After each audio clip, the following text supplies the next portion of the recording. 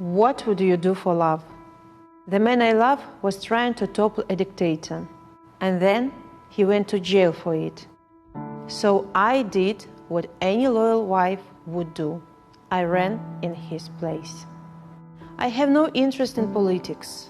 My dream is just to be a good mother and a great wife. And now I'm leading a revolution against Europe's last dictator.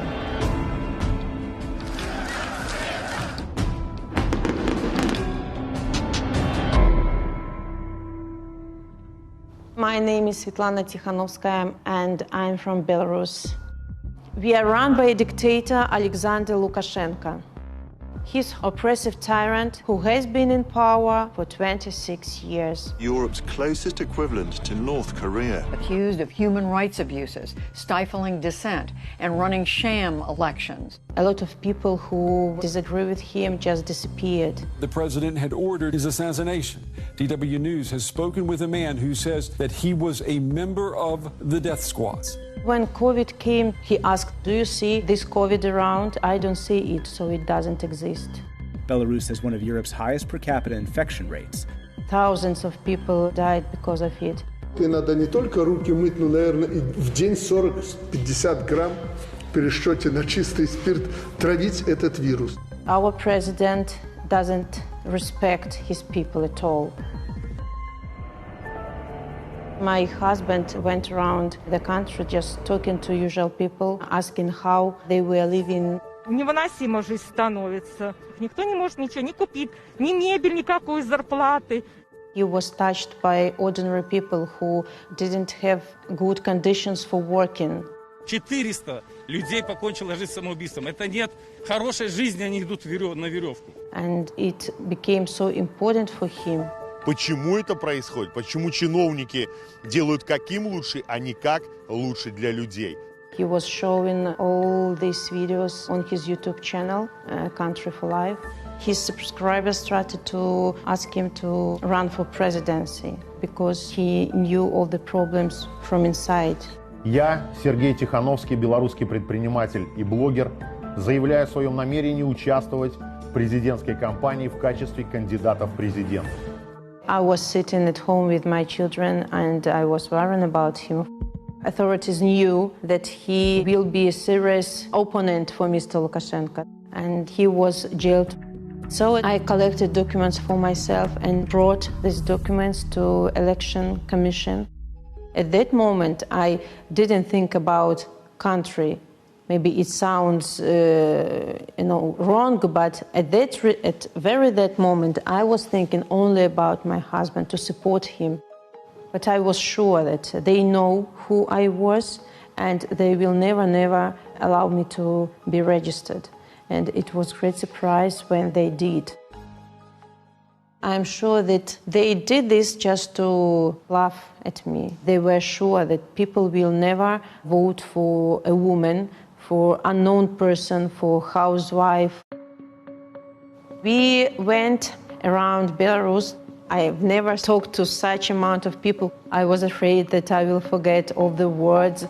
I understood how dangerous in our country to run for presidency because you're like a bug in front of tractor. Hundreds of opposition activists have reportedly been arrested.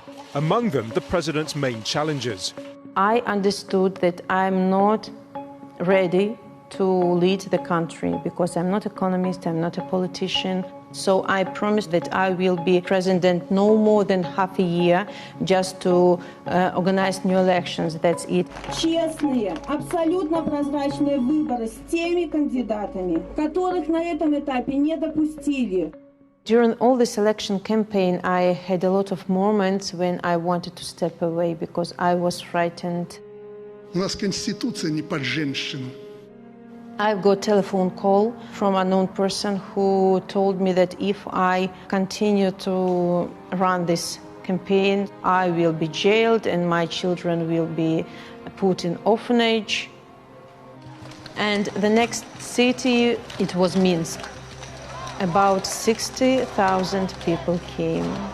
And at that very moment, I understood that I can't step away. Я больше не боюсь. Я иду до победы. So many people just came to show that they are with me. They are tired to live under pressure. They don't want this dictator anymore. We had a lot of observers at every polling station, and we saw that the majority voted for me. Till the end, there was a tiny hope that they will count honestly, but it was so tiny that it just disappeared. Official result was 80% for Mr. Lukashenko and 10% for me. He stole all the people's voices. 100,000 of Belarusian people went out for peaceful demonstrations. Police just was going around and beating and beat it, all of them. People were just beaten so hard. Thousands have been imprisoned, beaten and tortured. А скажите, а почему жалуются людьми издевательства? Издевательств никаких нет. Я о факте переводе в медицинское учреждение задержан со слезанием пыток не знаю. This footage was recorded by a Belarusian journalist who was beaten on the streets and then became a patient in this hospital in Minsk. The ward is full of so many different people with the exact same injuries and very similar stories. Они уже нашли места, где мне больнее всего по ногам, то есть там уже сформировавшиеся синяки. Вот, и они по этим местам лупят. Все это продолжалось, наверное, на протяжении, по ощущениям, получаса. Ползешь по телам, которые уже лежат в автозаке. Снизу стонут, кричат люди, которые не могут дышать. Многие не подают даже признаков жизни. Через несколько ударов просто я кричал, я не знал, что у меня есть такие способности. And some of these patients were not even protesters. One patient was just going to buy vinegar at his local shop. Even worse, some protesters said they were raped. Он взял свою винную палку, надел на меня презерватив и засунул меня в проход. This is what Lukashenko does to his own people.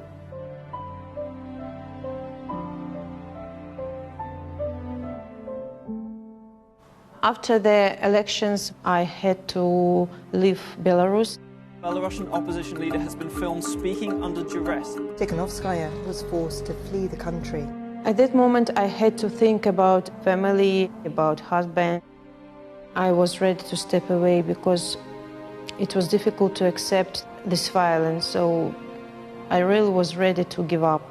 Only Belarusian people didn't give me a chance to step away. I became like a symbol of freedom. I started to meet with the leaders of different countries. Honorable members of the European Parliament. It is very important that people around the world are talking about us. We wish you all strength and persistence in the struggle for democracy. Authorities were sure that such violence will calm down people, but vice versa happened.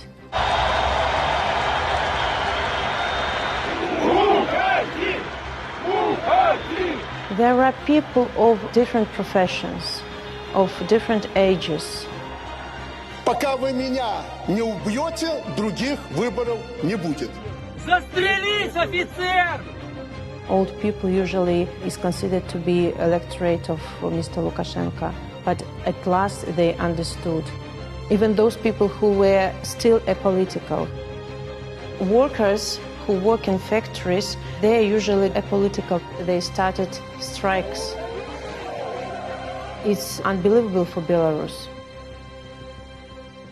I always considered myself to be a weak woman, but when my fate laughed at me, when it put me in such obstacles that I had to look for the strength, maybe this strength already was inside of me.